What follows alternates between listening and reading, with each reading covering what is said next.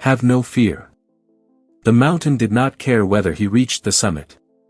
He understood this, standing at the base in the pre-dawn darkness with his equipment checked and his body as prepared as months of training could make it. The mountain was indifferent in the specific way that large, genuinely dangerous things are indifferent, completely, without malice, without the specific personalization that fear always attempts to give to things that are actually impersonal. His name was Garrett. He was 44 years old. He had spent 22 years being afraid of this mountain. Not of this specific geological formation, he had not known this specific mountain existed until 6 months ago. He had spent 22 years being afraid of what this mountain represented. Of the specific quality of risk it embodied. Of the particular category of genuinely uncertain, genuinely consequential, genuinely unmanageable endeavor that the mountain stood for in his interior life. 22 years ago, he had been standing at a different kind of threshold. A professional one. An opportunity that had been genuinely significant, genuinely risky, genuinely uncertain, genuinely requiring something of him that the managed, careful, protected life he had been building did not require. And he had stepped back from it. Not dramatically. In the quiet, sensible, entirely reasonable way that the fear of genuine failure in front of a genuine audience always feels like wisdom when it is actually avoidance. He had been afraid. And the fear had governed. He could not tell you, precisely, all the specific things that the stepping back from that threshold had cost him. Some costs are not measurable because what they cost is not the thing that was avoided but the version of yourself that the not avoiding would have built. The person who takes the genuine risk and fails is a different person from the one who avoids the genuine risk and does not fail. Not better necessarily. But genuinely different. Genuinely more acquainted with their own actual capacity and their own actual relationship with failure. Genuinely more seasoned in the specific way that only genuine risk that is genuinely taken produces seasoning. He had not become that person. He had become the other one. The person who managed the risk carefully. Who built the protected career and the sensible life and the specific interior architecture of someone who had learned to identify the exits from every situation before the situation demanded the staying through genuinely difficult conditions. For 22 years, this had worked. In the sense that working means the production of adequate, manageable, socially approvable outcomes. He had a career. He had relationships. He had a life that the people around him appeared to consider successful by the specific measures available to them. And he had, sitting in the specific interior space that genuine self-honesty sometimes produces in the small hours when the adequate and manageable and socially approvable life is quiet enough to be genuinely assessed, the specific knowledge that the fear had been governing for 22 years. That the managed exits and the careful protections and the specific interior architecture of someone who does not put themselves in genuinely uncertain, genuinely consequential situations were not the product of wisdom. They were the product of fear wearing wisdom's clothing. He found the Stoics. Not through a dramatic encounter. Through the specific, gradually accumulating process of reading that a person engages in when they are trying to understand something that they have not yet been able to name precisely enough to address. He found Epictetus, who had been a slave and had understood freedom. Who had understood it not as the absence of constraint but as the specific, interior, completely unconditional condition of a person whose choices are governed by their genuine values rather than by the management of what might go wrong. He found Marcus Aurelius, who had faced genuinely catastrophic things and who had written about them with the specific honest acknowledgement that fear is real and that it does not need to govern, and that the difference between those two recognitions is the entire practical territory of genuine human freedom.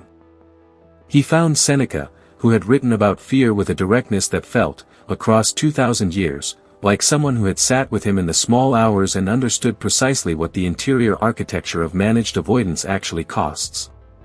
6 months after finding the Stoics, he registered for the mountain. Not because the fear was gone.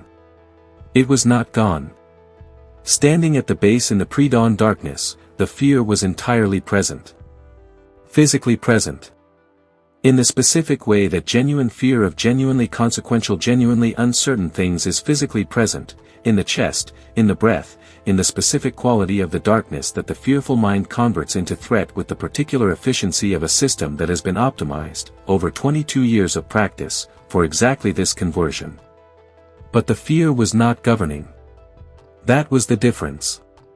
Not the absence of fear. The specific, practiced, philosophically grounded, daily built capacity to feel the fear completely and then act from somewhere other than it.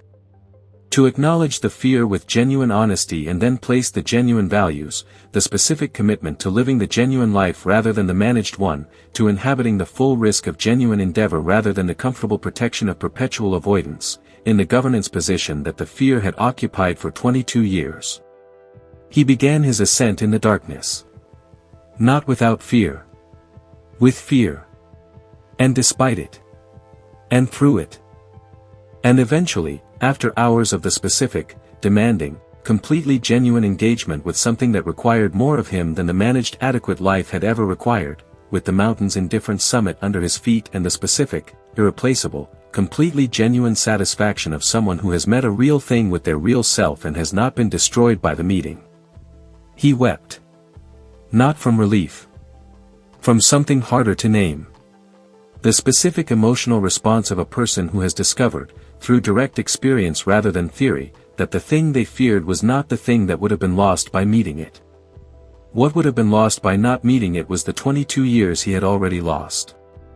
This is what we are exploring today. Not the elimination of fear.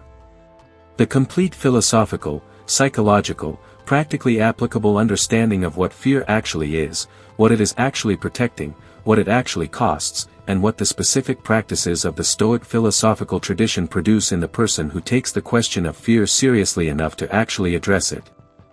This is Stoic Ascension. Subscribe to this channel right now and turn on your notifications because every single video here is built for exactly this level of depth and exactly this quality of genuine engagement with the questions that matter most. What comes after this builds directly on everything you are about to hear. Do not miss what is coming. What fear actually is, the precise philosophical and psychological understanding. Most conversations about fear operate with a level of precision that is insufficient for genuine engagement with it. They describe fear as an obstacle to be overcome, as a challenge to be faced, as a wall to be broken through. These metaphors are not wrong. But they are not precise enough to produce the specific understanding that genuinely addresses fear rather than merely performing bravery in its presence. Fear is a specific physiological and psychological state produced by the perception of threat. Not by threat itself, this distinction is crucial, but by the perception of threat. By the mind-specific assessment that something in the current or anticipated environment constitutes a danger to something the person values. This means that fear is always, at its core, a cognitive event. A product of the mind's interpretation of circumstances rather than a direct product of the circumstances themselves.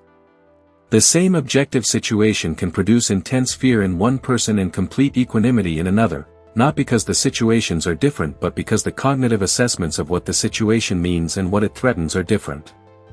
The Stoics understood this with remarkable precision. Epictetus said it in its most direct form, it is not things that disturb us but our opinions about things. The fear is not in the mountain. It is in the mind's assessment of what the mountain represents and what meeting it might produce. This recognition is not a counsel of denial. The mountain is genuinely dangerous. The professional risk was genuinely uncertain. The relationship vulnerability is genuinely exposing. The specific things that produce fear are genuinely things that contain the possibility of genuine harm. The fear is not irrational in the sense of being unconnected to anything real. But the fear's specific assessment of the threat, the specific magnitude it assigns to the danger, the specific probability it attributes to the worst outcomes, the specific assessment it makes of the person's capacity to survive the feared outcome, this assessment is almost always significantly distorted from the most accurate available account of the actual situation. The feared outcome is almost always assessed as more likely than it actually is. The capacity to survive the feared outcome is almost always assessed as smaller than it actually is. The cost of the feared outcome is almost always assessed as larger than it actually is. And the cost of avoiding the feared outcome, the specific, ongoing, accumulating cost of the managed avoidance, is almost always assessed as smaller than it actually is. These distortions are not random. They are the systematic product of a mind that has been optimized, through evolution, for a specific purpose. The purpose of producing conservative behavior in the presence of uncertainty. Of erring on the side of avoiding potential losses rather than pursuing potential gains. Of treating perceived threats with the maximum possible seriousness to ensure that genuine threats are never underestimated. In the specific ancestral environment for which this mind was optimized, an environment where the primary threats were immediate, physical, and lethal, this conservatism was adaptive. The cost of overestimating a physical threat was unnecessary flight. The cost of underestimating it was death. The asymmetry in these costs produced the mind's specific tendency toward overestimation of threat. In the modern environment, where the primary threats are social, professional, and interpersonal rather than immediate, physical, and lethal, this same conservatism produces the specific, systematic distortions that Garrett experienced for 22 years. The overestimation of the probability of failure. The underestimation of the capacity to survive failure. The specific cognitive amplification of the dangers of action and the specific cognitive minimization of the costs of inaction. Understanding this is the beginning of genuinely engaging with fear rather than merely enduring or performing around it. The Stoic understanding of fear, 2,000 years of precise engagement. The Stoic philosophical tradition engaged with fear with an urgency and a precision that reflects the specific insight that the entire philosophical tradition was built around. If genuine human freedom is the capacity to govern your own responses rather than to be governed by external events, if the fundamental human value is the sovereignty of the interior over the automatic reactivity of the external, then fear is the specific mechanism through which this sovereignty is most consistently and most completely surrendered. The person in fear is not governing their choices from their genuine values. They are governing their choices from the anticipation of a future negative outcome. They are allowing a projected future event, one that has not occurred and that may never occur, to determine the choices they make in the actual present moment that is actually available. This is, in the Stoic framework, the specific form of the fundamental philosophical error. The confusion between what is genuinely yours and what is not. The allocation of your actual present moment choices to the management of an anticipated future that is genuinely not yours to control. Epictetus addressed this with characteristic directness. He distinguished between what he called proeresis, the capacity for genuine, deliberate, value-governed choice, and everything else. Proeresis is the specific human capacity that is genuinely and completely yours. It is the specific thing that no external force can remove without your complicity. It is the faculty through which genuine human freedom exists. Fear is the specific mechanism through which proeresis is surrendered without anyone having to take it. Through which the person freely gives away the most fundamental thing they have to a future projection that does not yet exist and may never exist. The Stoic response to this is not the counsel of fearlessness in the sense of the absence of fear. The Stoics were realists. They understood that the physiological and psychological state of fear is part of the equipment of being human and cannot be simply eliminated through philosophical instruction. What they offered was something more sophisticated and more practically useful. The capacity to act from genuine values in the presence of genuine fear. To feel the fear completely, to acknowledge it honestly, to receive its information about what it perceives as threatening, and then to choose, from the actual present moment and from the genuine values rather than from the fear, what to do about it. Marcus Aurelius wrote about this distinction with the specific, practical urgency of someone who was experiencing it. He faced genuinely fearful situations continuously, the military campaigns with genuinely uncertain outcomes, the political situations with genuinely threatening dimensions, the personal losses that carried genuine grief. He was not performing fearlessness. He was practicing the specific capacity to feel what was present and then act from somewhere other than what was present. He wrote, "Do not indulge in thoughts such as what if things are bad for me, what if they turn out this way. Such thoughts produce only confusion and grief. Better to ask what is the right thing to do with the situation as it actually is. This is the Stoic practice with fear. Not the denial of the fear's content. The deliberate redirection from the fear's projection of what might happen to the genuine value's direction of what to do now. Not from what might be. From what is. And from who you genuinely are and what you genuinely stand for as the person who meets what is. Seneca wrote about fear with the specific honesty of someone who had encountered it at genuinely significant scale. Living under the constant threat of imperial violence. Watching political winds shift in ways that made his position genuinely precarious. Experiencing the specific, genuine, not trivial fear of a person whose life was genuinely at risk from forces genuinely outside their control. And from inside these genuine conditions, he wrote what remains among the most practically useful things ever written about the relationship between fear and genuine living. He wrote, "We suffer more in imagination than in reality.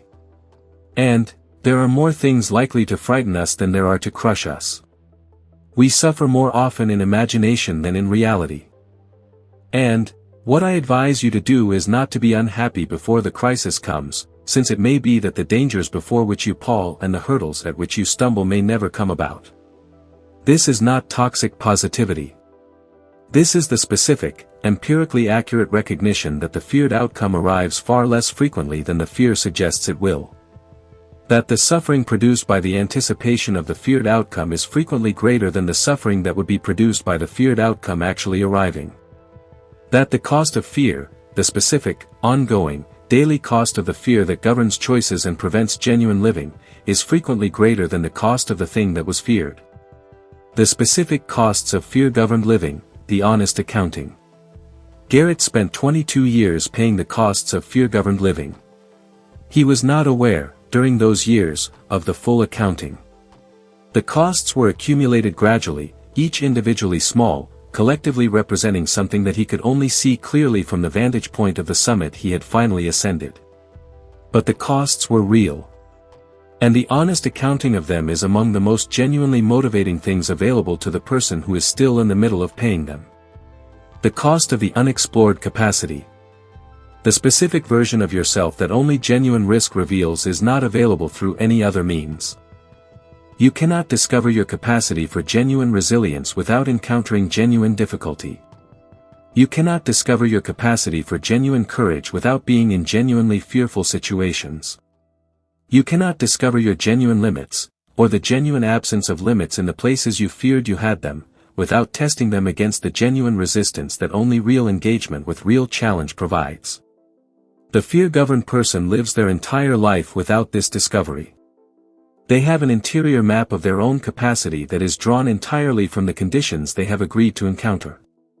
And those conditions, chosen for their manageability and their safety, do not provide the specific information that genuine risk encounters provide.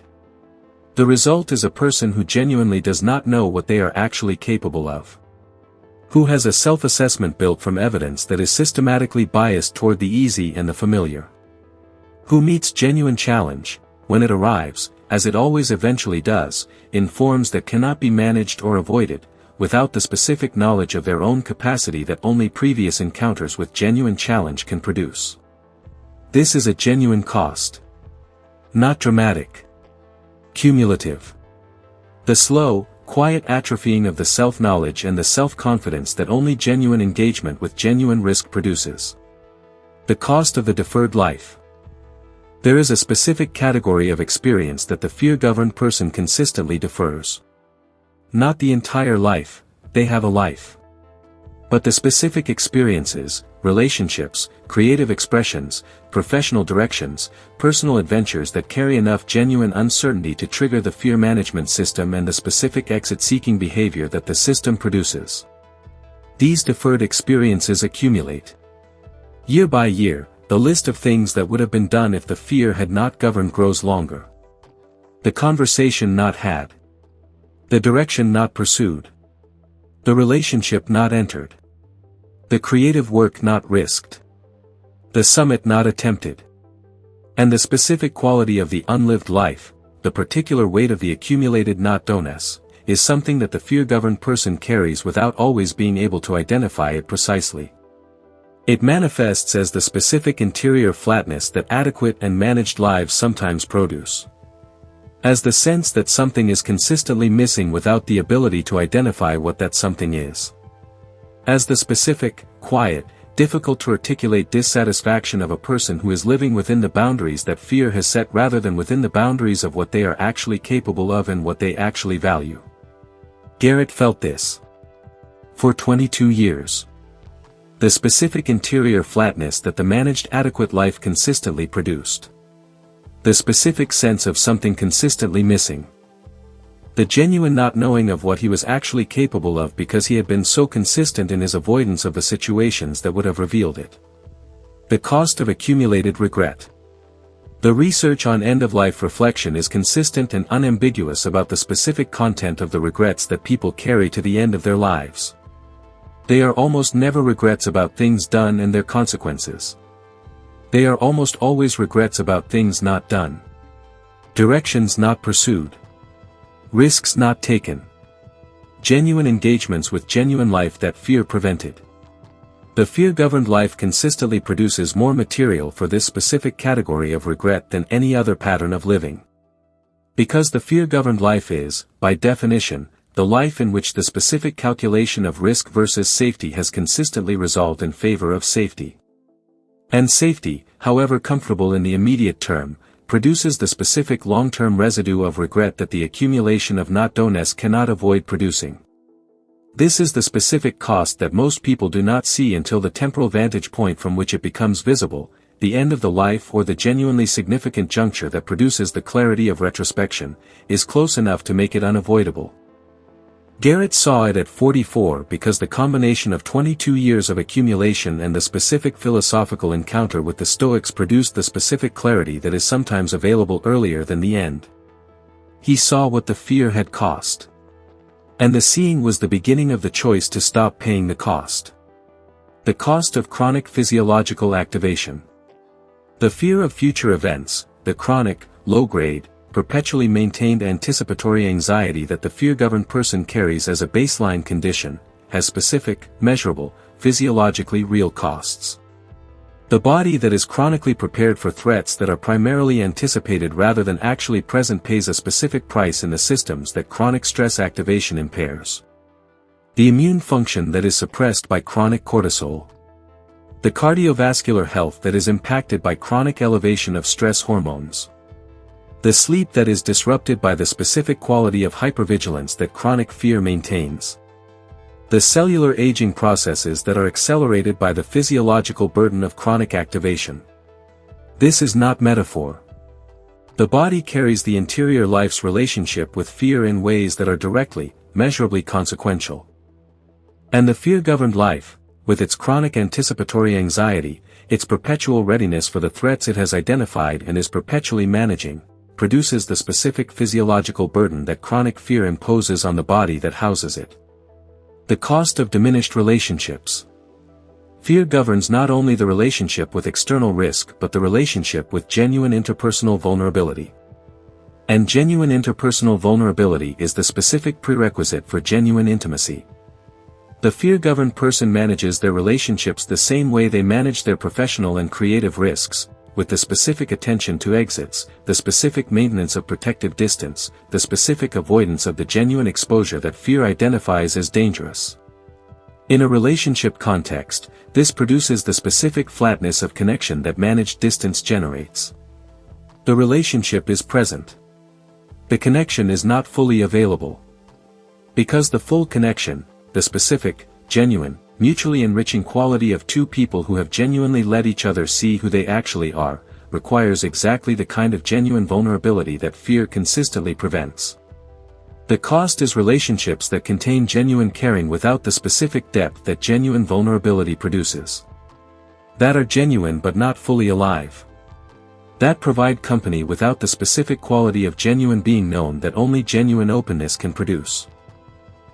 The specific fears that govern most people, naming them precisely. Fear does not announce itself as fear. It announces itself as wisdom. As prudence. As the mature, responsible assessment of risk by someone who understands how things actually work. The specific camouflage of fear as practical wisdom is one of its most effective mechanisms for perpetuating its governance unexamined. Naming the specific fears precisely, stripping the wisdom camouflage and seeing the fear beneath it, is one of the most important practices available for beginning to address it genuinely. The fear of failure and public exposure. This is the most pervasive fear available in most modern social environments. Not the fear of failure in itself, most people can tolerate private failure with reasonable equanimity. The fear of failure in front of an audience. Of being seen to have tried and not succeeded. Of having the attempt be visible enough that the failure is also visible. This fear is specifically calibrated to the social environment. It is not the fear of the bad outcome itself but of being known to have encountered the bad outcome. Of the social and professional consequences of visible failure that might not attach to private failure. And it governs with extraordinary effectiveness because the social environment genuinely does respond to visible failure with specific negative consequences. The professional skepticism about future ventures. The social repositioning of the person who was seen to fail. The genuine, if temporary and often reversible, costs to the specific social currencies that visible failure imposes. The Stoic examination of this fear is both honest and genuinely liberating. It begins with the honest acknowledgement that the social consequences of visible failure are real. The Stoics did not pretend that reputation was irrelevant or that other people's assessments of you were inconsequential. But it then applies the specific Stoic question that changes everything: is this actually yours to control? Is the prevention of visible failure, of the specific social response to seeing you attempt something and not succeed, actually within your genuine control? And the honest answer, examined clearly, is no. You can control the quality of your effort. You cannot control the outcome. You can control the integrity of your approach. You cannot control how the outcome is assessed by people who may be applying standards, biases, and interpretive frameworks that have nothing to do with the genuine quality of what you did. The fear of failure and public exposure is the specific fear of something that is genuinely not yours to control. And the Stoic practice of genuine release, the specific, daily, practiced release of what is genuinely not yours, produces, over time, the specific freedom from this fear that the honest recognition of its structure makes possible. The fear of rejection and abandonment. This is the specific interpersonal fear that most consistently produces the managed distance that prevents genuine intimacy. The fear that genuine vulnerability will be met with withdrawal. That genuine expression will produce the specific social response of being seen as too much, too needy, too intense, too different from what the social environment is comfortable with. This fear is among the most developmentally ancient available. The social exclusion that this fear is protecting against, the specific removal of the belonging and connection that are fundamental to human flourishing, was genuinely catastrophic in the evolutionary environment in which this fear was built. The loss of social belonging in a small, interdependent group was not merely unpleasant. It was a genuine survival threat. In the modern social environment, the specific calculus has changed.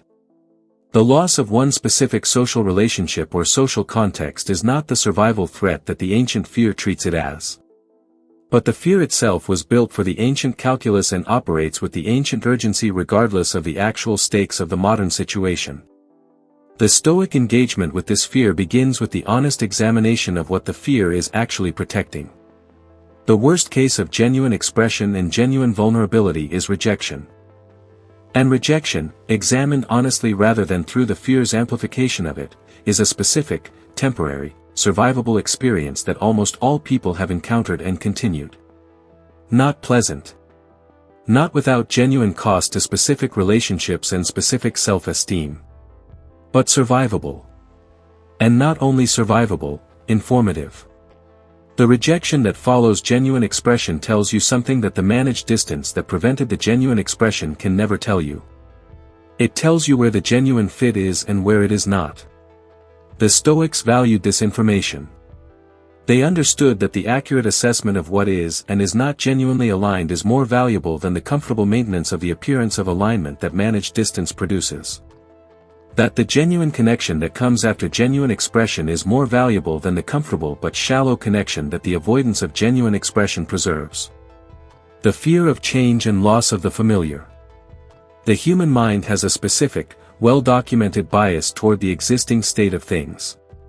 The familiar, however uncomfortable or inadequate, is processed as safer than the unfamiliar, however promising or genuinely better. This bias, the status quo bias, is part of the fear system's conservative management of the genuinely uncertain. And it produces the specific pattern of staying in the familiar situation past the point where genuine assessment would support the staying. In the career that has stopped genuinely serving. In the relationship that has stopped genuinely nourishing. In the city or the context or the daily pattern that has become familiar enough to feel necessary even when it is actually merely comfortable. The Stoic examination of this fear begins with the honest question that the status quo bias is specifically designed to prevent. If you were not already in this situation, would you choose to enter it now? If the job were offered today, would you take it? If the relationship were beginning today, would you pursue it? If the pattern were being established today, would you establish it? This question strips the sunk cost and the familiarity and the specific comfort of the known from the evaluation. And the answer it produces is frequently significantly different from the answer that the status quo bias produces when familiarity is allowed to function as evidence of value. The fear of genuine uncertainty. Perhaps the most fundamental and the most pervasive form of fear is the specific discomfort of not knowing. Of genuine uncertainty about how things will go, what outcomes will arrive, what the future will actually contain. The specific interior experience of standing at the edge of the genuinely unknown and not being able to see past it. This fear is so pervasive that most people have normalized it into a general condition of chronic low-grade anxiety that they no longer recognize as the specific fear of uncertainty. It has become the ambient interior weather of the person who has learned to manage life through the specific reduction of the uncertainty that uncertainty fear produces. The Stoic engagement with this fear is among the most philosophically profound available. Because the Stoic tradition begins from a recognition that the elimination of uncertainty is not possible. That genuine uncertainty is the permanent condition of genuine living. That every significant choice, every genuine relationship, every real creative or professional or personal endeavor exists in the specific domain of the genuinely unknown. The Stoic response to this is not the manufacture of false certainty. It is the specific practice of acting from genuine values in the presence of genuine uncertainty.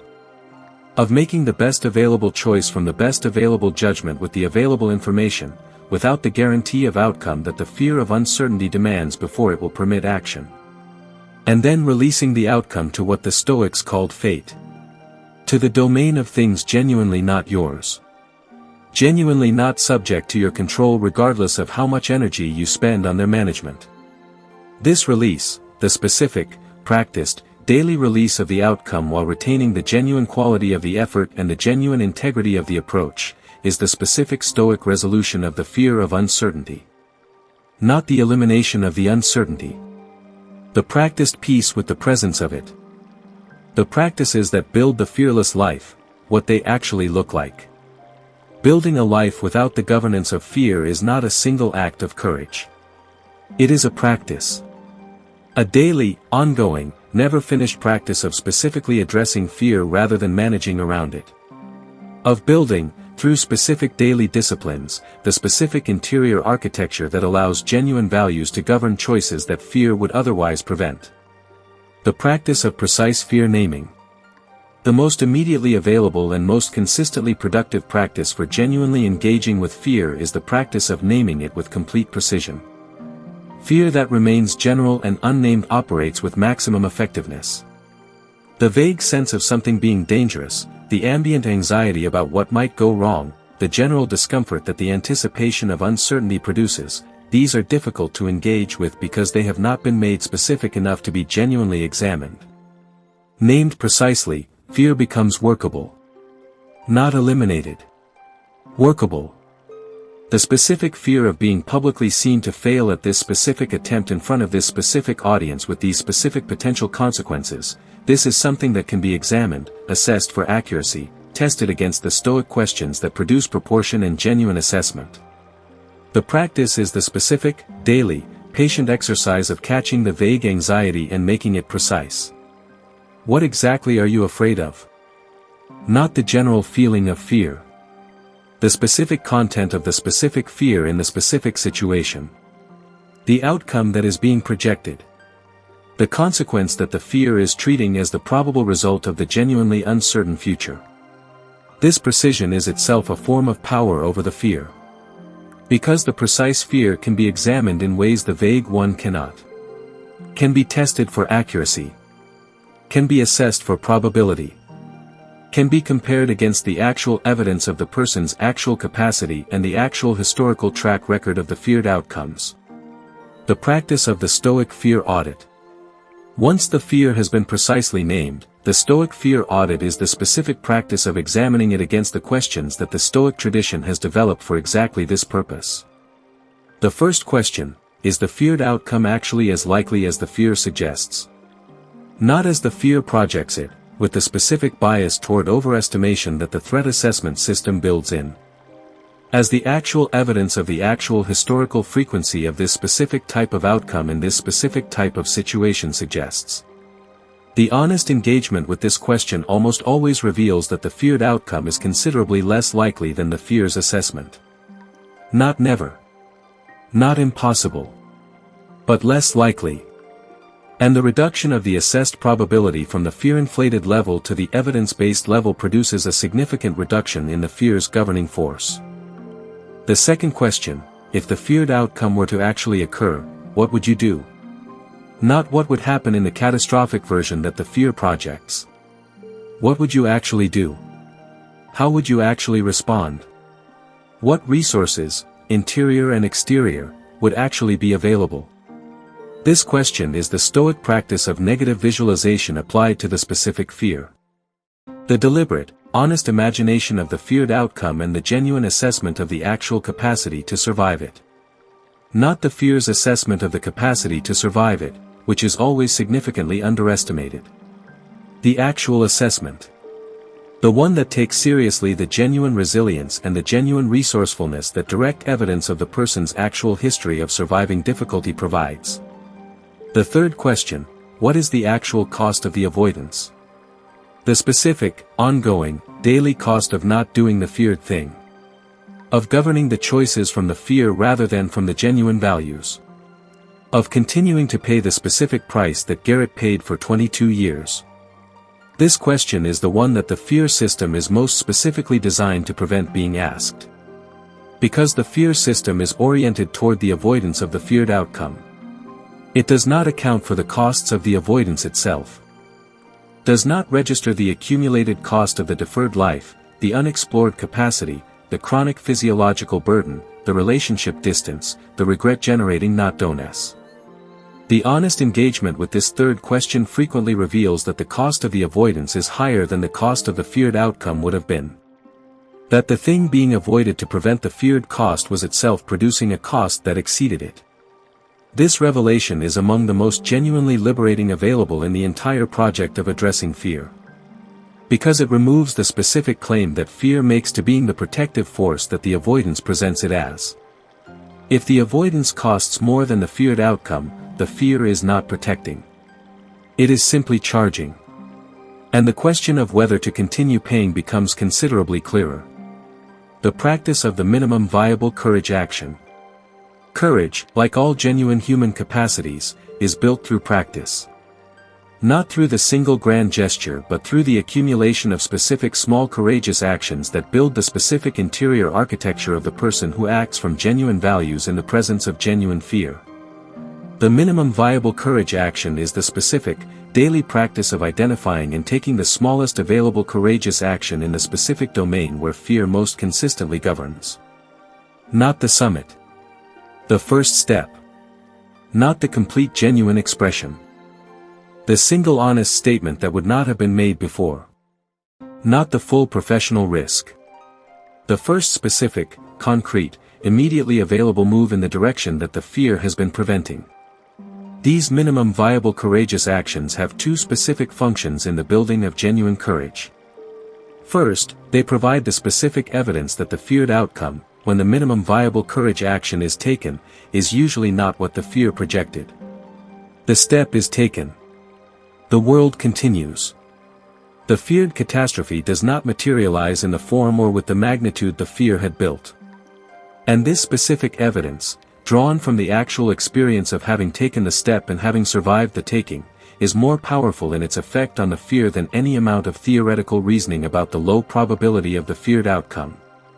Second, they build the specific neurological pattern that makes the next courageous action more available. The brain that has taken a courageous action and survived the taking has updated its assessment of the specific cost of courageous action. The assessment shifts, incrementally but genuinely, from the fear's overestimate of the cost toward the evidence-based accurate estimate. And with each shift, the next courageous action is fractionally more available, requiring fractionally less effortful override of the automatic avoidance. This accumulation, of specific minimum viable courageous actions taken daily, with the specific evidence they generate and the specific neurological updating they produce, is how the genuinely fearless life is built. Not through a single dramatic act of transcendence. Through the unglamorous, daily, patient accumulation of evidence and capacity that transforms the fear-governed interior into the values-governed one. The practice of voluntary engagement with feared experiences. The Stoics practiced something that they called philosophical hardening, the deliberate, voluntary engagement with conditions and experiences that the comfort-seeking mind would avoid. Not as masochism.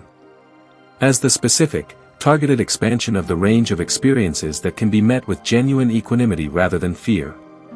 Applied to the specific fears that govern most people, this looks like the deliberate, regular, specifically chosen engagement with scaled versions of the feared experiences. The public speaker who is afraid of rejection deliberately delivers talks in smaller, lower-stakes venues to build the evidence that the feared response is survivable. The person who fears professional failure deliberately attempts smaller, lower-stakes ventures to build the evidence that failure is not the catastrophic identity-defining event the fear projects it to be. The person who fears genuine interpersonal vulnerability deliberately practices smaller, lower-stakes genuine expressions to build the evidence that the feared withdrawal is not the universal response to genuine expression. Each of these deliberate engagements with the feared experience at a manageable scale does two things. It provides the specific evidence of survivability that the feared experience at full scale requires before the fear's assessment of it can be genuinely updated. And it builds the specific familiarity with the feared domain that transforms the genuinely unknown into the genuinely known, and genuine knowing is the most powerful antidote available to the specific fear of the unknown. Garrett did this. The 6 months between finding the Stoics and attempting the mountain were 6 months of deliberate, graduated engagement with feared experiences. Not mountains. The specific, daily, minimum viable courageous actions in the domains where fear had been governing. The professional risk that had been deferred for years, taken in a modest form that allowed the evidence of survivability to accumulate. The genuine expression in a relationship that fear had been protecting against, made in a small, specific, low-stakes form that allowed the experience of genuine expression without the feared catastrophic consequence. These 6 months built something. Not the complete absence of fear at the mountain's base. The specific, practiced, evidence-based capacity to feel the fear genuinely and then act from somewhere other than it. The practice of the philosophical anchor. Every courageous action requires a specific interior anchor, the specific, precise, immediately accessible understanding of why the fear should not govern in this specific moment. The philosophical foundation from which the values-based action can be chosen rather than the fear-based avoidance. The Stoic practices provide this anchor with extraordinary effectiveness. The specific recognition that what matters is the quality of the effort and the integrity of the approach rather than the specific outcome that the effort produces.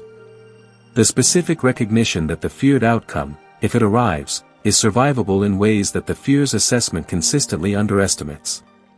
The specific recognition that the cost of avoidance is not zero, that it is being paid daily, in the specific currency of the life not being lived. The specific recognition that genuine human freedom is located precisely in the choice to act from genuine values even in the presence of genuine fear. These recognitions, available to the person who has genuinely engaged with the Stoic philosophical tradition, constitute the specific interior anchor that the courageous action requires. They do not eliminate the fear. They provide the specific philosophical ground from which the choice to act from values rather than from fear can be genuinely made. Marcus Aurelius returned to these recognitions continuously in his journals. Not once, in a single transformative insight. Continuously. Daily. As the specific practice of maintaining the philosophical anchor that the continuous pressure of genuine fear continuously required. The practice is the same. Daily. Continuous. The deliberate, patient return to the philosophical understanding that the fear's continuous pressure is continuously attempting to erode what the genuinely fearless life looks like, and what it does not look like. The genuinely fearless life that the Stoic practice builds is not the life without fear. It is not the life of the person who experiences no interior response to genuine threat or genuine uncertainty or genuine risk. It is the life of the person who experiences the full range of fear's interior response and whose choices are governed by genuine values rather than by that response. This is the distinction that most popular conceptions of fearlessness miss. And the missing of it produces the specific discouragement that many people experience when they have done the philosophical work and taken the first courageous steps and discovered that the fear has not disappeared. That the summit is still genuinely frightening. That the professional risk still carries genuine interior weight. That the genuine vulnerability still produces the genuine interior alarm that is the fear system's response to the genuine exposure. The Stoics were explicit about this. Courage, in their framework, is not the absence of fear. It is the specific human capacity to act from genuine values in the presence of genuine fear. The person who acts without fear is not courageous. They are simply unafraid. The courageous person is the one who is genuinely afraid and who acts anyway. From their values. Despite the fear. In the presence of it. Garrett was afraid at the mountain's base. The fear was genuine and complete and physically present. And he began his ascent anyway. From his values. Despite the fear. In its presence. With the specific, practiced, philosophically grounded capacity to feel it completely and then choose from somewhere other than it. This is what the Stoic practice builds. Not the life without fear. The life in which fear does not govern. In which the specific interior experience of fear is received honestly, examined clearly, placed in accurate proportion by the Stoic questions that produce genuine assessment, and then released from the governance position that it had been occupying, and the governing position is taken instead by the genuine values. The genuine commitment to living the genuine life rather than the managed one. To inhabiting the full risk of genuine endeavor rather than the comfortable protection of perpetual avoidance. To being, at the end of the life, the person who met the genuine things with their genuine self and was not destroyed by the meeting. Not the person who was careful. Not the person who avoided the bad outcomes. The person who lived. Genuinely. In the specific, irreplaceable, completely real way that only the willingness to meet genuine risk with genuine engagement produces. That person is available to you. Not at the end of a single dramatic act of courage. At the end of the daily, patient, philosophically grounded, consistently maintained practice of naming the fears precisely, examining them honestly, acting from values rather than from avoidance, and building, one minimum viable courageous action at a time, the interior architecture of the person who is genuinely free. Free in the only sense that Epictetus identified as genuine. Free not from circumstance. Free within it. Free to choose, from the genuine interior, from the genuine values, what to do with whatever the circumstances deliver. Including the genuinely uncertain. Including the genuinely risky. Including the genuinely frightening.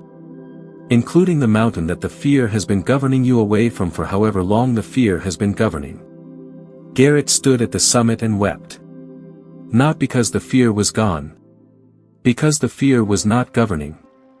And the difference between those two things is the entire territory of genuine human freedom. Subscribe to Stoic Ascension right now. Turn on your notifications. Every single video on this channel is built for exactly this level of genuine philosophical engagement and this quality of practically applicable instruction. The kind that does not just inspire but genuinely changes the interior architecture. The kind that produces not the performance of fearlessness but the genuine practice of living from values in the presence of genuine fear. What comes after this builds directly on everything you just heard. Every video goes deeper. Every video takes the practice further. Into the complete understanding of what genuine freedom actually requires. Garrett almost did not go to the mountain. The fear was very persuasive. It had been persuasive for 22 years. The difference between 22 years of paying the cost and finally ascending was not the absence of fear. It was the recognition that the fear was not the truth about what was possible. And the practice, the specific, daily, philosophically grounded practice, of acting from something truer. The fears are named now. The costs are visible. The practices are available. The mountain is waiting. Not the geological one. Yours. The specific, genuinely uncertain, genuinely risk-containing, genuinely yours endeavor that the fear has been governing you away from. It is still there. And so is the practice that makes the ascending possible. Begin it. Now.